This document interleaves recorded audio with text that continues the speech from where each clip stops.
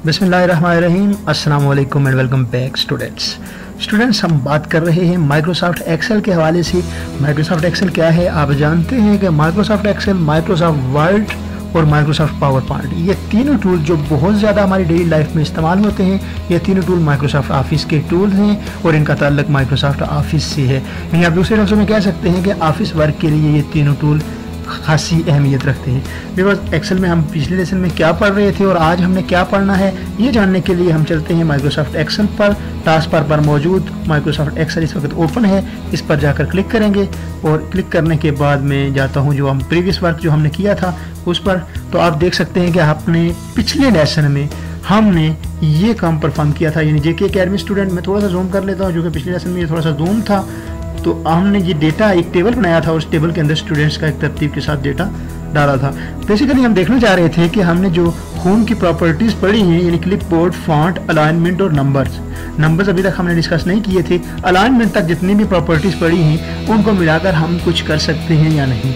उसमें सबसे अहम चीज़ हमने देखी थी, सीरियल नंबर में नंबर्स को बाय डिफ़ॉल्ट इंक्रीमेंट की करना सीखा था कि किस तरह ऑटोमेटिकली जस्ट ड्रैग के साथ आप नंबर को इंक्रीमेंट कर सकते हैं। बाकी भी बहुत सारी न्यू चीज़ें सीखी थी। आज के लेसन में हम इंशाल्लाह बात करेंगे नंबर्स के हवाले से, और नंबर्स यहाँ पर इस प्रॉपर्टी में मौजूद हर एक प्रॉपर्टी को डिटेल से डिस्कस करेंगे। और उससे पहले चूँकि मैंने इस बात का अयादा भी किया था, आपसे वादा भी किया था कि हम कुछ एडवांस चीज़ें जो मैं छोड़ रहा हूँ वो मैं अगले लेवल पर जाकर आपको साथ साथ बताता रहूँगा। क्योंकि फाइल मेन्यू में अगर मैं आता हूँ, होम के साथ मौजूद फाइल मेन्यू जो है होम के साथ, तो उसमें हमने अभी तक सिर्फ सेव देखा था। सेव के साथ एक बटन है सेव एज। सेव और सेव एज का डिफरेंस भी इसी लेक्चर में देख लेते हैं कि इन दोनों में डिफरेंस क्या होते हैं। सेव का मतलब होता है कि आप अपने डॉक्यूमेंट को पहली बार किसी लोकेशन या किसी डायरेक्टरी के अंदर अगर सेव करना चाहते हैं तो आप जस्ट सेव पर क्लिक करेंगे। यानी एक ब्लैंक डॉक्यूमेंट को लेने के बाद अगर आप उसे कहीं सेव करना चाहते हैं तो आप सेव करेंगे। जबकि सेव एज सेव ही की तरह काम करता है, यानी ये सेव ही करता है, लेकिन आपके एक पहले से मौजूद डॉक्यूमेंट को किसी दूसरे नाम के साथ सेव करता है। किसी दूसरी डायरेक्टरी में भी हो सकता है और उसी जगह पर भी हो सकता है। मैं थोड़ा सा सादा करके अगर बताना चाहूँ तो मैं इस तरह कहूँगा कि जिस तरह आपकी फर्स्ट एक्सेल वर्क की ये फाइल है और इसके अंदर जितना हमने काम किया है वो मौजूद है, अगर मैं फर्स्ट एक्सेल की फाइल को मैं सिंपल एक्सेल वर्क के नाम से सेव करना चाहता हूँ तो अगर मैं सेव पर क्लिक करूँगा तो ऐसा नहीं होगा, बल्कि सेव फर्स्ट एक्सेल फाइल के अंदर ही सेव हो जाएगा वो सारा डेटा। और अगर उस डेटे को मैं किसी दूसरे नाम के साथ सेव करना चाह रहा हूँ तो सेव एज का ऑप्शन इस्तेमाल करूँगा। वह सेव एज पर क्लिक करता हूँ। सेव एज के बाद बिल्कुल सेम उसी तरह कंप्यूटर के अंदर मैंने सेव करना है और यहाँ से वो डायरेक्टरी जिस जगह पर मैंने सेव करना है वो मैं तलाश कर लेता हूँ। अभी आप देख सकते हैं कि डेस्कटॉप के ऊपर जो फोल्डर है माई एक्सेल ट्यूटोरियल के नाम से, उसके अंदर जाकर सेव होगा। यकीनन मैं इसी के अंदर ही करना चाहता हूँ और उसके बाद आप देख सकते हैं कि मैं इसके पीछे से फर्स्ट ख़त्म कर दूंगा और सिंपल एक्सेल वर्क रखता हूँ और उसके बाद मैं इसको सेव कर देता हूँ। और अभी आप देख सकते हैं कि आप टॉप पर देख सकते हैं कि एक्सेल वर्क लिखा हुआ नज़र आ रहा है, यानी आपका यही डॉक्यूमेंट दूसरे नाम के साथ सेव हो चुका है। अब आपके माइंड के अंदर एक कन्फ्यूजन होगी कि क्या हमारा जो फर्स्ट एक्सेल वर्क जो था वो भी मौजूद है, यानी बिल्कुल वो भी मौजूद है और ये भी मौजूद है। अगर आपको मैं दिखा सकूं फोल्डर के अंदर, मैं यहाँ से बैक जा रहा हूँ और फोल्डर के अंदर मैं डबल क्लिक करके आपको दिखा सकता हूँ कि आपके दोनों शीट्स मौजूद हैं, फर्स्ट एक्सेल वर्क और एक्सेल वर्क। तो इस तरह आप कह सकते हैं कि सेव और सेव एज में डिफरेंस ये है कि सेव एज आपका जो पहले से मौजूद डेटा होता है या फॉर्म होता है या टेबल होता है उसको दूसरे नाम के साथ उसी डायरेक्टरी या किसी दूसरी डायरेक्टरी में सेव कर लेता है। और उसके बाद हम आगे चलते हैं। ये फाइल के अंदर हम और भी जो चीज़ें हैं वो हम वक्तन फ़क्तन पढ़ते रहेंगे, जब वो ज़रूरत पड़ेगी हम पढ़ते रहेंगे। होम से हमने काम शुरू किया था और होम के अंदर हमने खासी चीज़ें पढ़ी थी, यकीनन आपने उनसे इस्तेफादा भी किया होगा। अलाइनमेंट के बाद आज भी जाते हैं नंबर्स पर। नंबर्स खासी इंटरेस्टिंग चीज़ है, दिलचस्प चीज़ है, आप समझने की कोशिश कीजिएगा। नंबर्स क्या हैं? सपोज यहाँ पर अगर मैं क्लिक करता हूँ नंबर्स में, टॉप पर जहाँ पर आपको जनरल लिखा हुआ नज़र आ रहे हैं, अगर मैं यहाँ पर इस छोटे एरो पर क्लिक करता हूँ तो एक पॉपअप लिस्ट ओपन होकर आती है। तो इस लिस्ट में आप टॉप पर देख सकते हैं general, number, currency, accounting, short date, long date, time, percentage, fraction and scientific, ये सारी चीज़ें मौजूद हैं। ये कहीं ना कहीं एक्सेल में इस्तेमाल होती हैं। इन चीज़ों को हम समझेंगे कि ये किस तरह इस्तेमाल होती हैं। बस ये एक मैं नई शीट पर काम करना चाहूँगा। एक नई शीट के लिए आपको पता है कि अगर आपने इसी एक्सेल की फ़ाइल के अंदर नई शीट का इजाफा करना है तो आपने जस्ट इस प्लस पर क्लिक करेंगे तो आपके पास एक शीट का इजाफा हो जाएगा।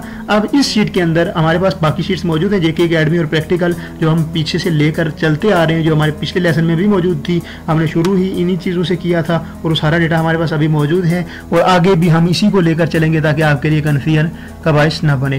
बिकॉज आज हम नंबर्स के हवाले से डिस्कस करेंगे और सबसे पहले नंबर्स में जनरल पर मैं जाकर क्लिक करता हूँ। जनरल नंबर्स बेसिकली है क्या? बस बेसिकली आप कह सकते हैं कि जिस तरह आप एक फॉर्म बना रहे हैं या आप एक टेबल बना रहे हैं, तो टेबल के अंदर आप एक डिफाइन करना चाहते हैं कि एक सेल, एक पूरा कॉलम डिफाइन करना चाहते हैं कि इसके अंदर स्टूडेंट्स के नंबर आएंगे और नंबर को लिखने का एक खास तरीकाकार होता है। यानी अगर आप 10 लिखना चाह रहे हैं 10.00, अगर आप 12 लिखना चाह रहे हैं तो 12.00, तो ये पॉइंट डाला जाता है नंबर को, क्योंकि वो इसका एक्सप्रेस करने का एक तरीका होता है नंबर को। तो अगर हर बार आप 10.00, 12.00, तो ये आपके लिए खासा मुश्किल हो जाएगा। तो अगर आप ऐसा कुछ करना चाह रहे हैं तो यहाँ नंबर से, यहाँ से आप इसको फॉर्मेट करके ये काम कर सकते हैं। फिर आगे देखें करेंसी। करेंसी क्या है? फॉर एग्जांपल आप किसी चीज़ को टेबल बना रहे हैं, प्रोडक्ट का नाम आ गया है, प्रोडक्ट की क्वांटिटी आ गया है, फिर लास्ट पे प्रोडक्ट की प्राइस आ रही है। तो प्राइस में आप डॉलर में परचेज कर रहे हैं या बेच रहे हैं तो आप RS या डॉलर का साइन लाजमी रखेंगे। तो हर बार वो लिखने से बचने के लिए आप डायरेक्टली यहाँ से इस्तेमाल कर सकते हैं। शार्ट डेट मतलब आप कह सकते हैं कि जिस तरह यहाँ नीचे लिखी हुई आपको नज़र आ रही है 7/31/2019, तो ये शार्ट डेट है। अगर इसकी लॉन्ग डेट आप करेंगे तो वो कुछ इस तरह से होगी कि जिस तरह आप कह सकते हैं कि जुलाई 7, 2019, तो ये एक लॉन्ग डेट इस तरह से आ जाएगी। तो ये सारी चीज़ें यहाँ पर मौजूद है। टाइम ये भी मौजूद है, परसेंटेज भी यहाँ पर मौजूद है, जो आपको बार बार परसेंटेज का साइन नहीं इस्तेमाल करना पड़ेगा। फ्रैक्शन और साइंटिफिक को भी हम देखेंगे। इन तमाम चीज़ों को हम सबको इस्तेमाल करके देखते हैं कि ये किस तरह इस्तेमाल हो रही हैं। जो सबसे पहले नंबर है, करेंसी है। जनरल मतलब कि अभी कोई चीज़ अप्लाई नहीं हुई है। जनरल आप कह सकते हैं कि जो बाय डिफ़ॉल्ट है वो जनरल है। तो उसके बाद नंबर है, करेंसी है और उसके बाद करेंसी और तकरीबन अकाउंटिंग सेम चीज़ है। शार्ट डेट, लॉन्ग डेट और ये चीज़ें हम अप्लाई करेंगे। सपोज मैं यहाँ पर लिख देता हूँ नंबर, मार्क्स, स्टूडेंट्स के मार्क्स या नंबर लिख देता हूँ। सॉरी, यहाँ पर मैं जाता हूँ, क्लिक करता हूँ, क्लिक करने के बाद मैं इसको यहाँ पर लिख देता हूँ ताकि बेहतर नज़र आए।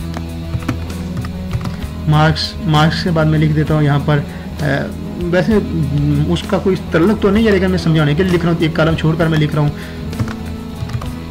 प्राइस और यहाँ पर मैं लिख रहा हूँ डेट, यहाँ पर मैं लिख रहा हूँ टाइम।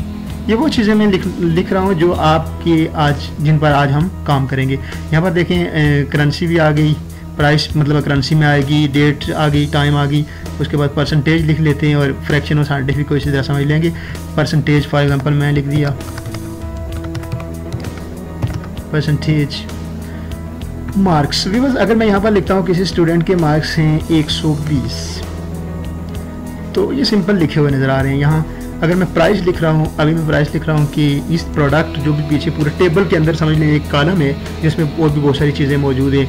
नाम हो गया, प्रोडक्ट की क्वांटिटी हो गई, क्वालिटी हो गई और वगैरह वगैरह। यहाँ पर सिर्फ एक कॉलम है आपके समझने के लिए। बाद में हम टेबल बनाएंगे, प्रॉपरली इन चीज़ों को एडजस्ट करेंगे, लेकिन अभी सिर्फ मैं आपको ये समझाना चाह रहा हूँ।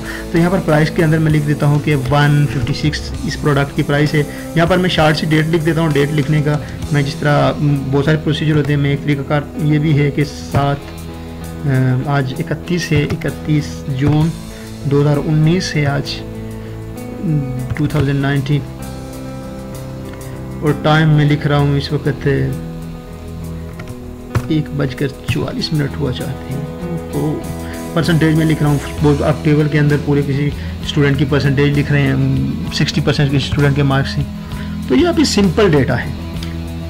स्टूडेंट्स अगर आप चाहते हैं कि मार्क्स बाकायदा प्रॉपरली मार्क्स की सूरत में नज़र आ रहे हों और ये पूरे कॉलम को सिलेक्ट करके आप इस पूरे रीजन के अंदर जब भी मार्क्स लिखें हम, तो हमें मार्क्स ये पहले से बाय डिफ़ॉल्ट हो कि जहाँ जब भी कोई डिजिट लिखा जाता है तो वो मार्क्स में कन्वर्ट हो जाते हैं। या अब प्राइस में आते हैं। अगर मैं चाहता हूँ कि पूरा कॉलम जो है ये प्राइस का है और जब भी इसके अंदर कोई भी नंबर लिखा जाए तो वो उसके साथ ऑटोमेटिकली डॉलर का साइन या RS का साइन आ जाए।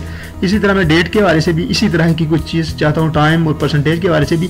तो अभी देखिए मार्क्स पर कोई चीज़ इंप्लीमेंट आपने नहीं किया, ये सिंपल जनरल है। अभी आप देख सकते हैं नंबर के ऊपर जाकर ये इस पर जनरल अप्लाई हुआ आपको नजर आ रहे हैं। अभी मैं जनरल को हटाकर इस छोटे से एरो पर क्लिक करके जनरल को हटाकर इस पर नंबर अप्लाई करूंगा तो आप खुद देख रहे हैं कि नंबर जो ही मैंने इस पर अप्लाई किया तो आप देख रहे हैं कि इसके साथ 0.00 खुद ब खुद ऑटोमेटिकली आ गया। तो आप कह सकते हैं कि ये नंबर, अब अगर मैं इस पर क्लिक करता हूँ तो आपको ये सेल्फ डिफाइन हो रहा है कि ये नंबर है, मतलब है इसके अंदर नंबर पड़ा हुआ है, जनरल नहीं है।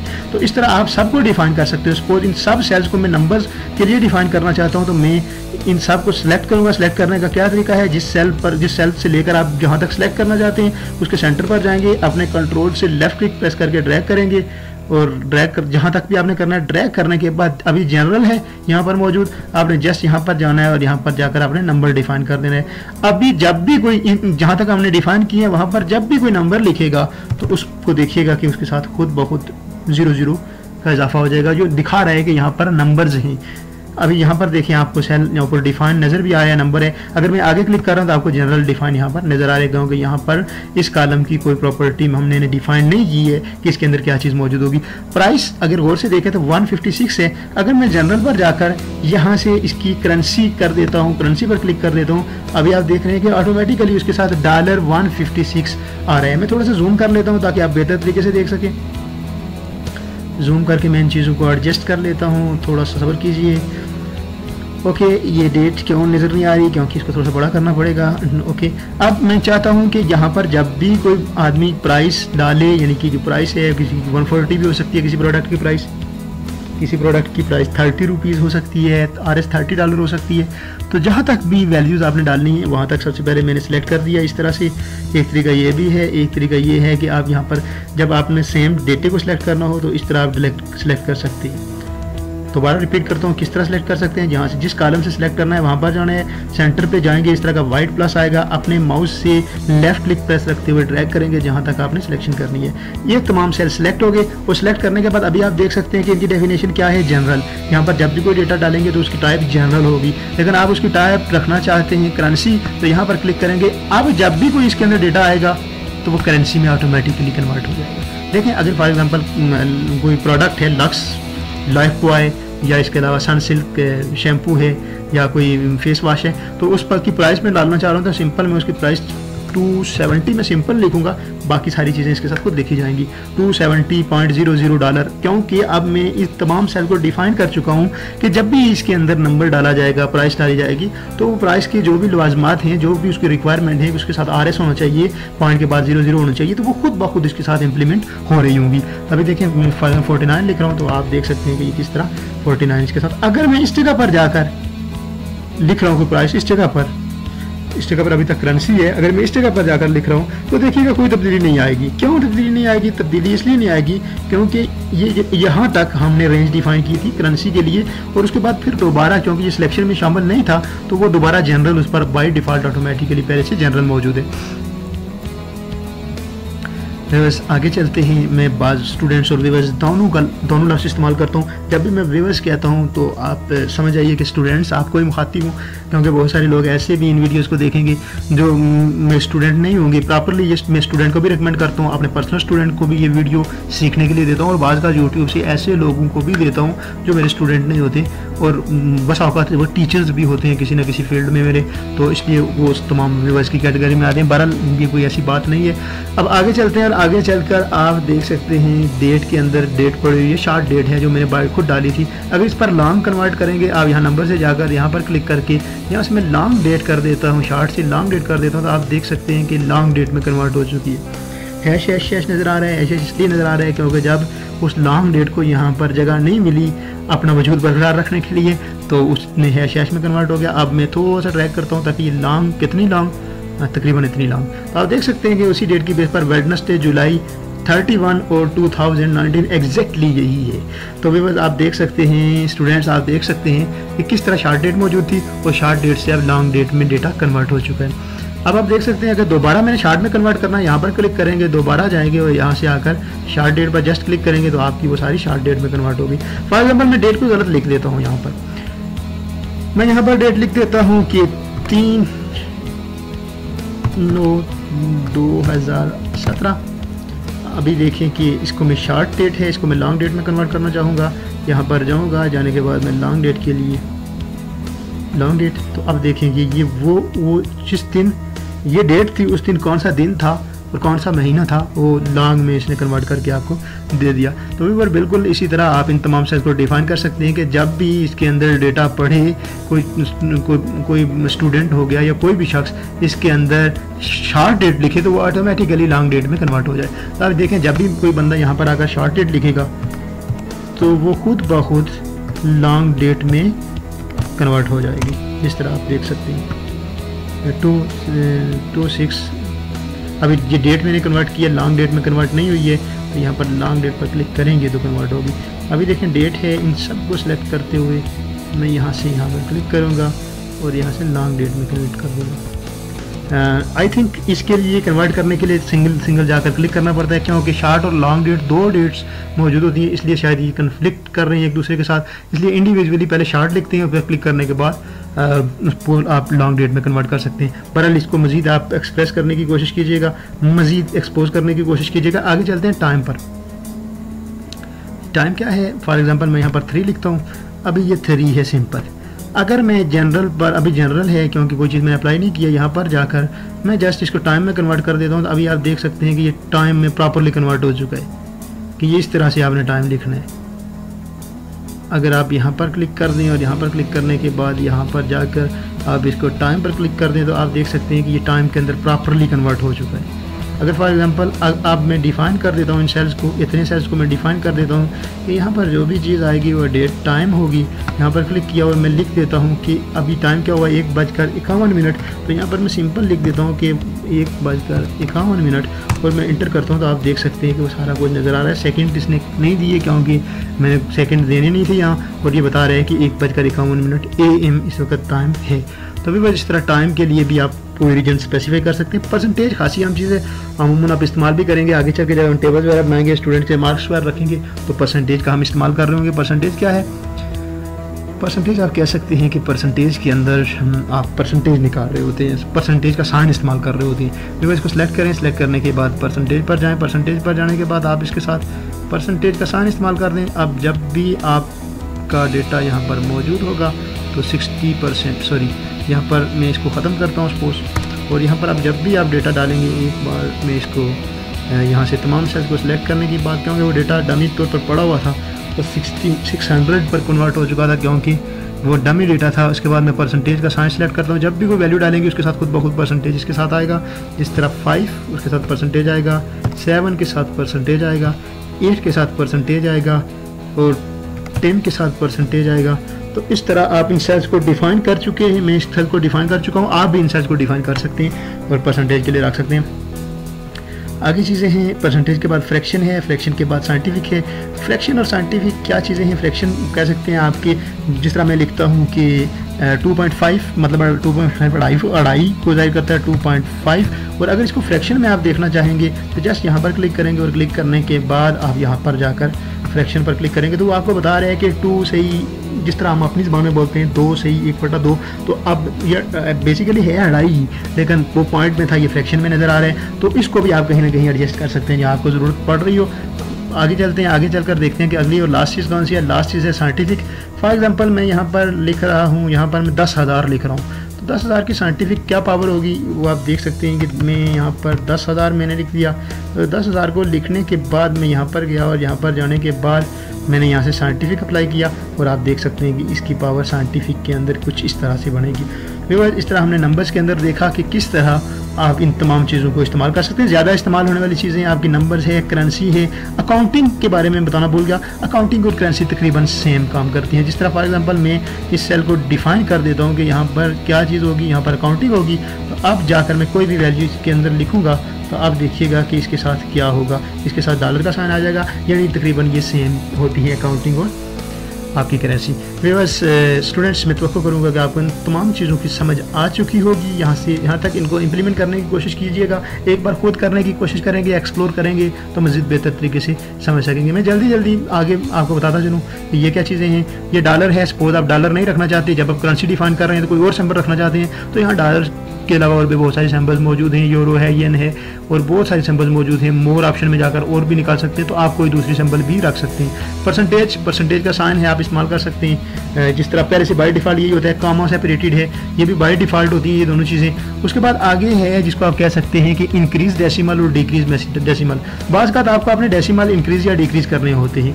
सपोज अब मैं इस तरह से कह रहा हूँ कि सपोज मैंने 10 लिखा, ये सिंपल एक नंबर है, तो इसको मैं चाह रहा हूँ कि 10.0000 इस तरह हो, तो मैं यहाँ पर इंक्रीज डेसिमल पर जाऊँगा और जस्ट जाकर यहाँ पर सॉरी डिक्रीज, एक इंक्रीज है एक डिक्रीज है, इंक्रीज इस तरफ इंक्रीज डेसिमल पर जाऊँगा और यहाँ पर जस्ट जाकर मैं क्लिक करता रहूँगा, तो आपका पॉइंट के बाद 0 की तादाद बढ़ती जाएगी। और अगर आप कम करना चाहते हैं तो यहाँ पर क्लिक करते हुए इनको कम भी कर सकते हैं। इस तरह आज हमने देखा कि किस तरह इन चीज़ों को आपने इम्प्लीमेंट करना है, इनको किस तरह से आपने एक्सेल के अंदर नंबर्स को हैंडल करना है। मुख्तलिफ सेल्स को आप डिफ़ाइन कर सकते हैं कि इसके अंदर आपने क्या रखना है। इंशाल्लाह आप इन तमाम चीज़ों की प्रैक्टिस करेंगे, आपके आइडियाज़ मज़ीद क्लियर हो जाएंगे। तो अगर फिर भी किसी तरह का क्वेश्चन है जो पूछना चाहते हैं तो आपके पास फोरम हाजिर है, मैं हाज़िर हूँ। आप क्वेश्चन पर्सनली भी पूछ सकते हैं और कमेंट बॉक्स में भी क्वेश्चन पूछ सकते हैं। अपना बहुत सारा ख्याल रखिएगा, दुआओं में मुझे ज़रूर याद रखिएगा। अल्लाह ने के